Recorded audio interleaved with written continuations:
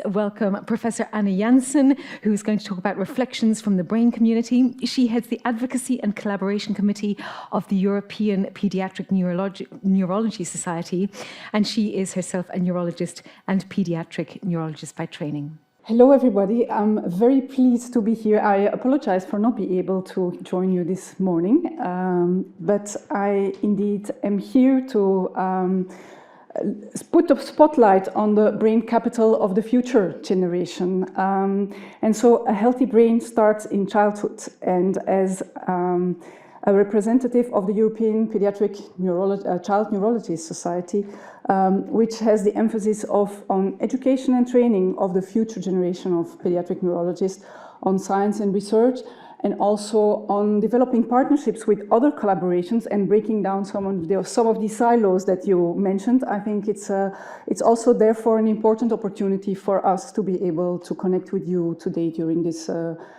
Brain Awareness Week event. So I'm here to raise the voice for children with neurological disorders and neurodisability, a neglected group often, the one that the WHO felt suffered most from the health inequalities through the pandemic. And these children and young people have no voice, and parents and carers are very often too busy looking after the children and very often also exhausted to advocate. So that's why also we take up this space to advocate along with them. So why is it so important to consider children when talking about brain health and brain capital? To briefly set the scene, globally, over 50 million children younger than 5 years have developmental disabilities, and the large amount live in low and middle income countries, a large majority. And I thought I briefly spotlighted or highlighted two very large groups within this population, and that's based on the an analysis of the rehabilitation database of the global burden of disease and the WHO for neurological and mental disorders. And when we look into this, we see that 8 million, or that's almost 1% of the under 5 years old, are estimated to have cerebral palsy, and that's something that's present in very young age and will last throughout the lifetime. I don't have slides. No, you will just be enforced to listen to me very carefully. So that's cerebral palsy, and it's double the number, so it's 16 million, or almost 2% of children under age 5 that have intellectual disability, and that also will persist until adulthood, until late in life. So children with developmental disabilities, be it congenital or acquired, are associated with a higher risk of poor school enrollment and educational attainment without timely and appropriate support. And also children from underprivileged households or ethnic minorities or refugees or migrants that are also present in our higher income countries, they are also at higher risk of experiencing disability associated with neurological disorders.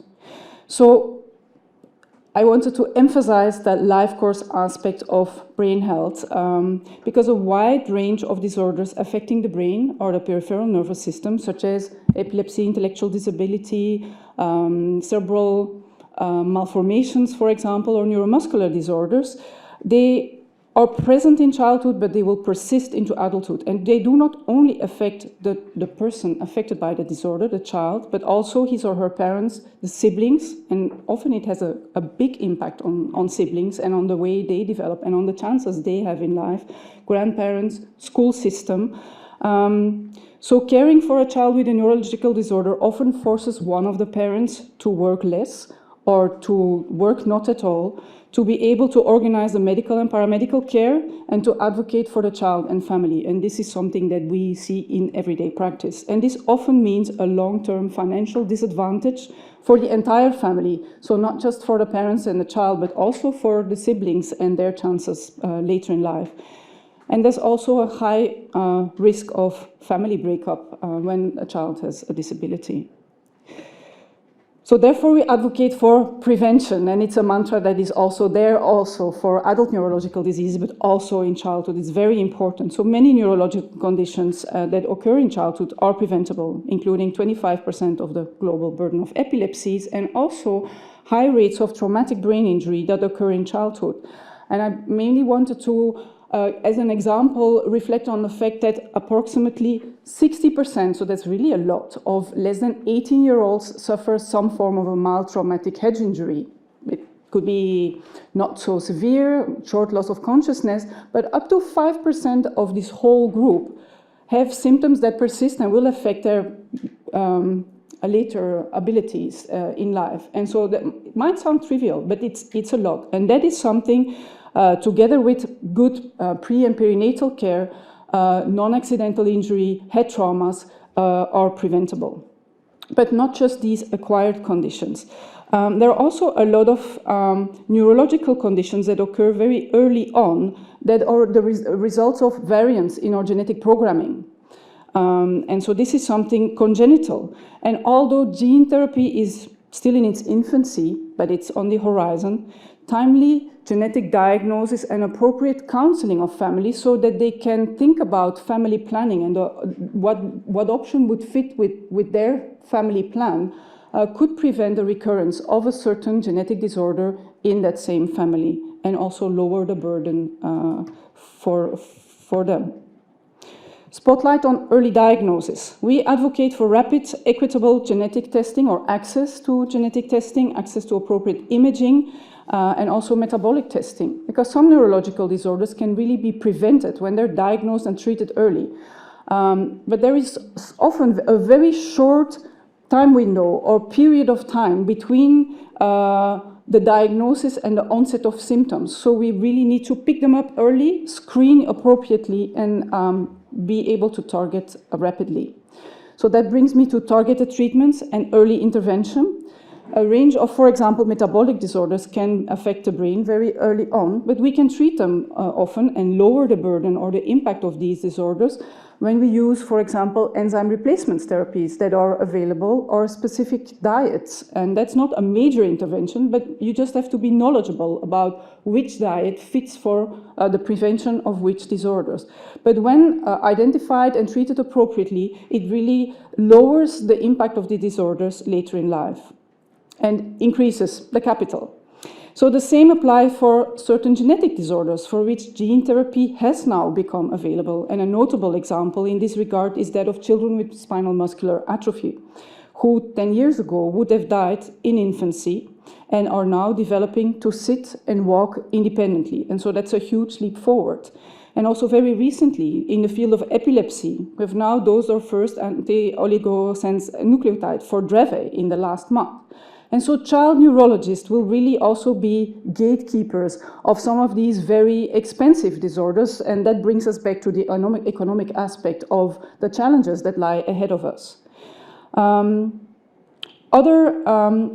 this will also change our profession, and we can already see that with a bigger emphasis on screening, on the prediction of certain phenotypes, and of delivery of precision therapies.